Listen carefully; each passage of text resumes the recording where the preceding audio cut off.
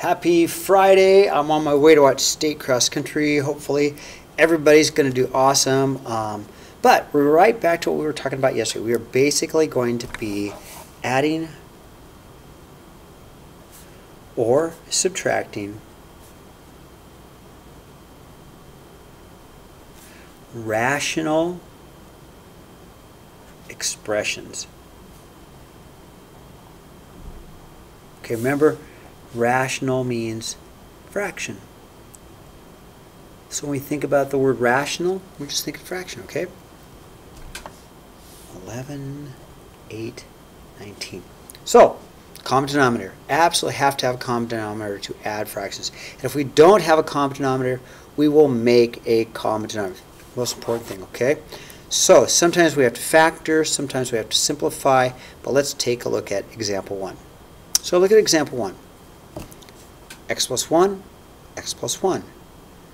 Both fractions have a common denominator. So my common denominator is x plus 1. Hi. I'm middle of recording. So sorry, but thank you. Yes. Awesome. I have files. Oh, you're awesome. But I don't have a flash drive to put them on. Oh, I'll get you a flash drive. Yeah. Thank you so much. I think everything will work. Yeah. Okay. All right, back to this. I'm going to be gone tomorrow. That's when I'm recording my lesson. Thank you. No, you're great. Okay, sorry, you guys. Little interruption, but it was a good interruption. Okay, so now, common denominator, x plus 1. Great. Now, I'm just going to add the top.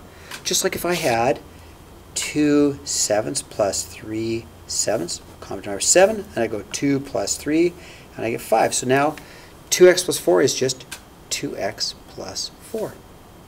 Boom. Done. Sometimes we can factor and simplify. Sometimes. Sometimes we can write this as a 2 times x plus 2 over an x plus 1. And if I could cancel, I would.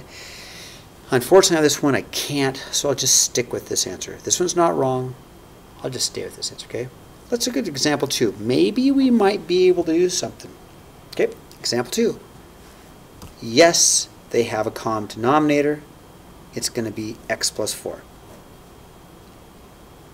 Now, if I add 6x plus 24, it's just 6x plus 24. Now, I'm looking at this thinking, wait a minute, if I factor out a 6, I might get an x plus 4. So, I see something. Let's common factor, and let's see what happens. So if I common factor, I'm going to have a common 6, and I'd have an x plus 4 over an x plus 4. Sweet, because then I can cancel, stuff I like to do, cancel, and this whole thing just becomes the number 6. I like that one. They don't always work out that nice. That was just one of the nice ones. Okay, example 3. They do not have a common denominator. Now listen, it's the easiest way to do it. What does this one have? This one doesn't. A 3x. So I'll give it a 3x. What does this one have? This one doesn't. A 7. So the easiest way to make a common denominator is just to multiply each other. Multiply by each other. So I'll multiply this fraction by a 3x over a 3x. That will make a 21x. I'll multiply this fraction by a 7 over 7. So the whole goal is to make the denominators the same. Well, let's see what I have. I have a 21x on the bottom. So I have a 28. See the 28, 7 times 4, minus, I have a 21x, and on the top I have a 6x squared. Okay, awesome. I've made a common denominator, 21x, 21x. So since they have a common denominator, let's just write that down. That's what they have in common. Now let's subtract. 28 minus 6x squared, kind of a bummer. Not much.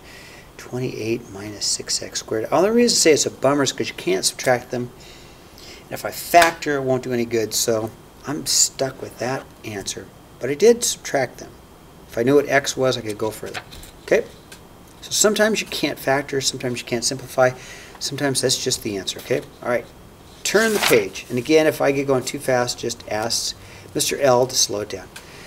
Okay, example 4. Now, example 4 is tricky because they both have an x, true, but think of these as being parentheses as one thing.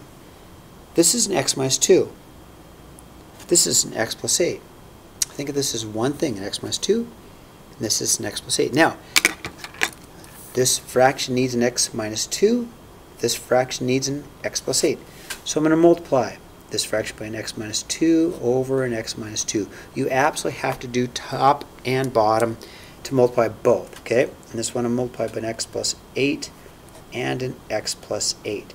And the reason you multiply top and bottom by the same is you're multiplying by the number 1, so you don't change the value of the fraction.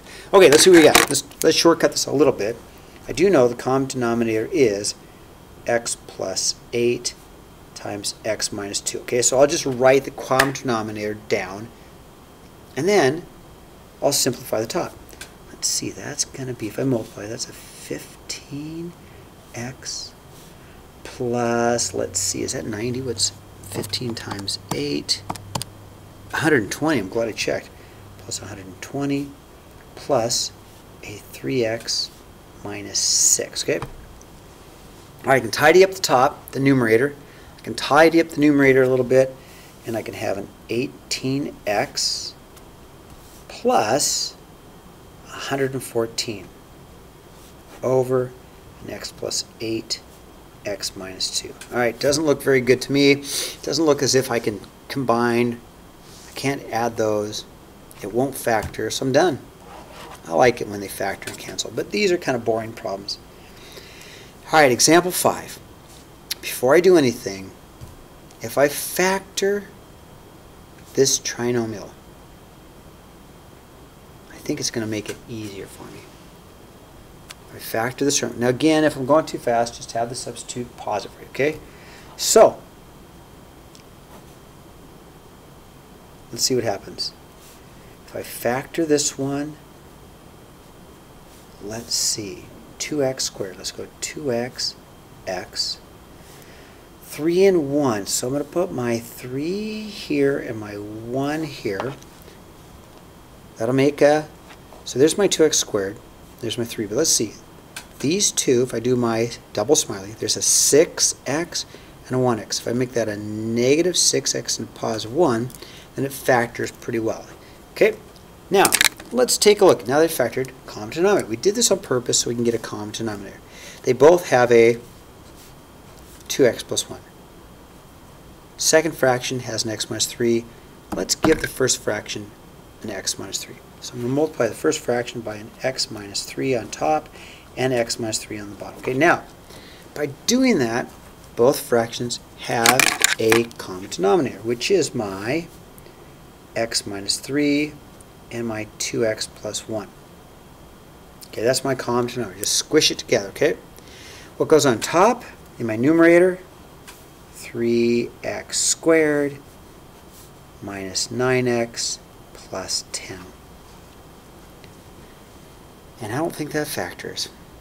10 could be a 5 and a 2, gives me a 6. No, that doesn't factor. So if it doesn't factor, it can't cancel.